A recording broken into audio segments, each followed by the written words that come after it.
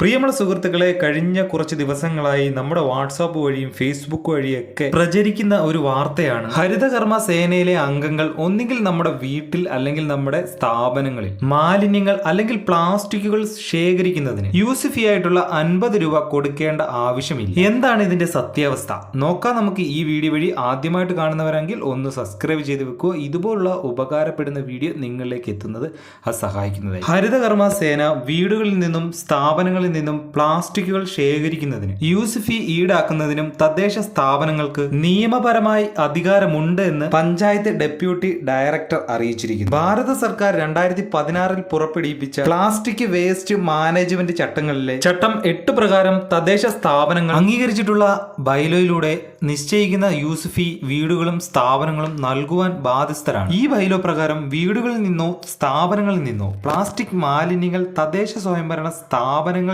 നിയോഗിച്ചിട്ടുള്ള ഹരിതകർമ്മ സേനയിലെ അംഗങ്ങൾക്ക് പ്ലാസ്റ്റിക്കുകൾ കൈമാറേണ്ടതും രൂപ കൊടുക്കേണ്ടതും ആണ്. നമുക്കറിയാം, പ്ലാസ്റ്റിക് മാലിന്യങ്ങൾ അലക്ഷ്യമായി കൈകാര്യം ചെയ്യുന്നതും കത്തിക്കുന്നതും ശിക്ഷാർഹമാണ്. നമ്മുടെ വീട്ടിൽ വരുന്ന ഹരിതകർമ്മ സേനയിലെ അംഗങ്ങൾക്ക് നമ്മുടെ വീട്ടിലെ ആ പ്ലാസ്റ്റിക്കുകൾ കൈമാറാതെയും അതിന്റെ എമൗണ്ട് കൊടുക്കാതെയും ഇനിയിപ്പോൾ പ്ലാസ്റ്റിക്കുകൾ നൽകാതെ രൂപ കൊടുത്തുകൊണ്ട് പ്ലാസ്റ്റിക്കുകൾ കത്തിക്കുകയോ വലിച്ചെറിയുകയോ ചെയ്യുന്നവർക്കെതിരെ 10,000 രൂപ മുതൽ 50,000 രൂപ വരെ പിഴ ഈടാക്കുന്നതാണ്. അപ്പം നമ്മുടെ വീട്ടിൽ വരുന്ന എല്ലാ ഹരിതകർമ്മ സേനയിലെ അംഗങ്ങൾക്കും നമ്മുടെ വീട്ടിലെ പ്ലാസ്റ്റിക്കുകളും രൂപയും നൽകേണ്ടതാണ്.